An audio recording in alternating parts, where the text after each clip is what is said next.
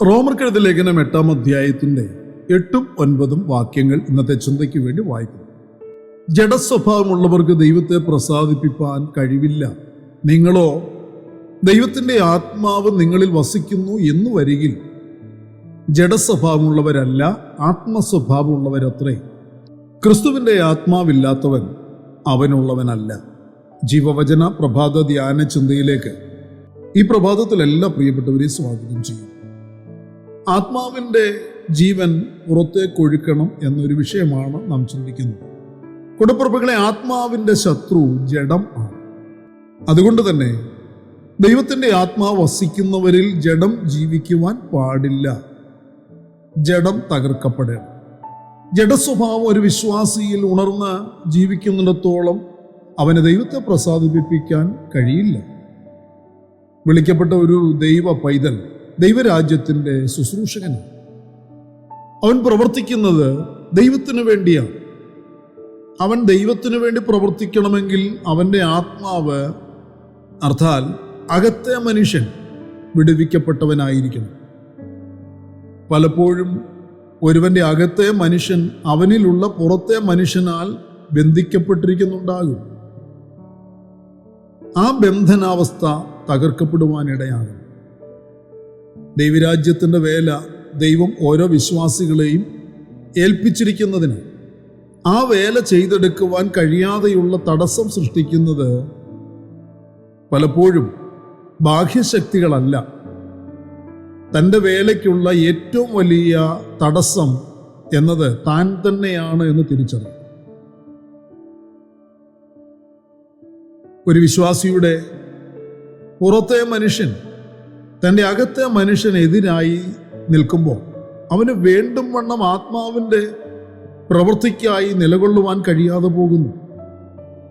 അകത്തെ മനുഷ്യൻ ഒരു ദിശയിലേക്കും പുറത്തെ മനുഷ്യൻ മറ്റൊരു ദിശയിലേക്കും നീങ്ങുമ്പോൾ അവനിൽ ദൈവത്തിൻ്റെ ജീവന് ചലിക്കുവാനാകാത്ത അവസ്ഥയാണ് ഉണ്ടാകുന്നത്.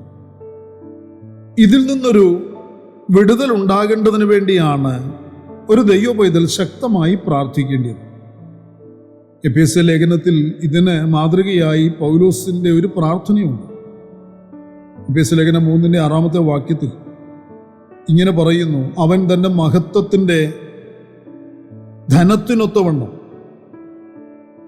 അവൻ്റെ ആത്മാവിൽ നിങ്ങൾ അകത്തെ മനുഷ്യനെ സംബന്ധിച്ച് ശക്തിയോടെ ബലപ്പെടേണ്ടതിനും ഞാൻ പ്രാർത്ഥിക്കുന്നു.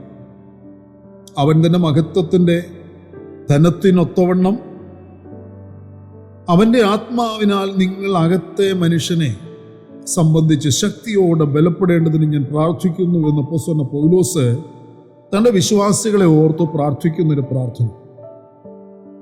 2 കൊരിന്ത്യർ ലേഖനത്തിൽ വായിക്കുന്നു: ഞങ്ങളുടെ പുറത്തെ മനുഷ്യൻ ക്ഷയിച്ചു കൊണ്ടിരിക്കുന്നുവെങ്കിലും ഞങ്ങളുടെ അകത്തെ മനുഷ്യൻ ഓരോ ദിവസവും പുതുക്കം പ്രാപിച്ചുകൊണ്ടിരിക്കുന്നു എന്നാണ് അവിടെ പൗലോസ് അപ്പോസ്തലൻ തങ്ങളെക്കുറിച്ച് സാക്ഷീകരിക്കുന്ന ഭാഗത്ത് ഓർപ്പിക്കുന്നു.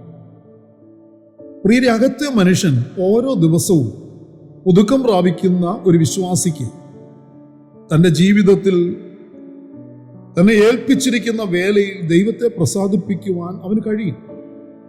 അകത്തെ മനുഷ്യനിലാണ് ദൈവാത്മാവ് വസിക്കുന്നത്. ദൈവം തൻ്റെ ആത്മാവിനെയും ജീവനെയും വിശ്വാസിയുടെ അകത്തെ മനുഷ്യനിൽ ആക്കി വച്ചിരിക്കുന്നു. അകത്തെ മനുഷ്യനെ നിയന്ത്രിക്കുന്നത് പുറത്തെ മനുഷ്യനുള്ള ജഡമാകരുത്. ദൈവാത്മാവ് തന്നെ ആയിരിക്കണം നമ്മുടെ അകത്തെ മനുഷ്യൻ്റെ നിയന്ത്രണം നടത്തേണ്ടത്. അനേക വിശ്വാസികളുടെയും പ്രധാന പ്രശ്നം അവരുടെ അകത്തെ മനുഷ്യന് അവരുടെ പുറത്തെ മനുഷ്യനെ തകർത്ത് പുറത്തേക്ക് വരുവാൻ കഴിയുന്നില്ല. അകത്തെ മനുഷ്യൻ വിടുവിക്കപ്പെടേണ്ടതിന് പുറത്തെ മനുഷ്യൻ്റെ നിയന്ത്രണത്തിൽ നിന്ന് ശക്തിയോടെ പുറത്തു വരേണ്ടത് ആവശ്യമാണ്. നമ്മുടെ വേലയ്ക്ക് നേരെയുള്ള ഒന്നാമത്തെ തടസ്സമെന്നത് മറ്റൊന്നുമല്ല, നാം തന്നെയാണ്. അകത്തെ മനുഷ്യൻ ജഡത്താൽ തടവിലാക്കപ്പെട്ടിരിക്കുന്നുവെങ്കിൽ നമ്മിൽ നിന്ന് ആത്മാവിൻ്റെ പ്രവൃത്തി നടക്കില്ല. നമ്മിൽ നിന്ന് ജീവൻ വ്യാപരിക്കുകയില്ല. കർത്താവിന് വേണ്ടി പ്രവർത്തിക്കുവാൻ നമുക്ക് കഴിയാതെയും വരും. അതുകൊണ്ട് ജഡം മരിക്കണം. യോഹന്നാന്റെ സുവിശേഷത്തിൽ പറയുന്നു, ഒരു കോതമ്പ് മണി നിലത്ത് വീണ് ചാകുന്നില്ലെങ്കിൽ അത് തനിയെ ഇരിക്കുന്നു, ചാകുന്നുവെങ്കിലോ അത് വളരെ ഫലം കായ്ക്കുന്നു എന്ന് വ്യക്തമാക്കുന്നു. പ്രിയരെ, കോതമ്പിന്റെ പുറന്തോടിനുള്ളിലാണ് ജീവൻ ഇരിക്കുന്നത്. പുറന്തോട് വളരെ ശക്തമാണ്. അകത്തെ ജീവൻ പുറത്തു വരാത്ത നിലയിൽ ബലപ്പെട്ടതാണത്. പുറന്തോട് തകർക്കപ്പെടാത്തിടത്തോളം ജീവന് വളരുവാൻ കഴിയില്ല. കോതമ്പുമണി നിലത്ത് വീണ് ചാകണം. ഇവിടെ ഒരു മരണം നടക്കേണ്ടത് അനിവാര്യം. കോതമ്പുമണിയുടെ മേൽ ഭൂമിയുടെ പരപ്പിലെ ചൂടും ഈർപ്പവും അടിച്ച് അതിൻ്റെ പുറന്തോട് പൊട്ടുമാറായി അകത്തെ ജീവൻ വളർന്നു തുടങ്ങുന്നു. ആ ജീവൻ പുറത്തു വരാൻ കാരണമായത് പുറന്തോട് തകർന്നു എന്നുള്ളതിനാലാണ്. യോഹന്നാൻ 12 വായിക്കുന്നു, തൻ്റെ ജീവനെ സ്നേഹിക്കുന്നവൻ അതിനെ കളയും, ഇഹലോകത്തിൽ തൻ്റെ ജീവനെ പകയ്ക്കുന്നവൻ അതിനെ നിത്യജീവനായി സൂക്ഷിക്കുന്നു. ഇവിടെ കർത്താവ് പറയുന്ന ജീവൻ ദേഹിയെ സൂചിപ്പിക്കുന്നതാണ്. ഈ ജീവൻ പുറന്തോടാണ്. എന്നാൽ ഈ പുറന്തോടിനുള്ളിൽ അകത്ത ഒരു ജീവനുണ്ട്. അത് നിത്യജീവനാണ്. അകത്തെ ജീവൻ വിടുവിക്കപ്പെടുന്നതിന് പുറത്തെ മനുഷ്യൻ ഒരു നഷ്ടം അനുഭവിക്കണം. പുറമെയുള്ളത് തകരുന്നില്ലെങ്കിൽ അകമയുള്ളത് വിടുവിക്കപ്പെടുവാൻ കഴിയുകയുമില്ല. കൂടപ്പിറപ്പുകളെ, നമ്മിൽ കർത്താവ് പ്രസാദിക്കുന്നത് നമ്മുടെ അകത്തുള്ള ജീവന്റെ ആത്മാവ് നമ്മിൽ നിന്നും പുറത്തേക്ക് ഒഴുകുമ്പോഴാണ്. ജീവന്റെ ആത്മാവ് പുറത്തേക്ക് ഒഴുകുവാൻ നാം അനുവദിക്കുന്നു. അപ്പോഴാണ് നാം സഭയ്ക്ക് അനുഗ്രഹമായി തീരുന്നത്. നമ്മിലൂടെ ദൈവകൃപയുടെ സന്തോഷം അനേകർ അനുഭവിക്കുവാൻ ഇടയാകുന്നത്. അതിന് നമ്മുടെ അകത്തെ ജീവനെ തടഞ്ഞു നിർത്തുന്ന ജഡസ്വഭാവം എന്ന പുറന്തോട് തകർക്കപ്പെടും. അതിനായി നാം ദൈവവചന മുൻപാകെ, പരിശുദ്ധാത്മശക്തിയുടെ നടത്തിപ്പിന് മുൻപാകെ നമ്മെ തന്നെ താഴ്ത്തുകയും നമ്മെ തന്നെ ഒരുക്കി ഏൽപ്പിക്കുകയും ചെയ്യണം. പ്രാർത്ഥനയ്ക്കായി നമ്മുടെ കണ്ണുകളെ അടയ്ക്കും.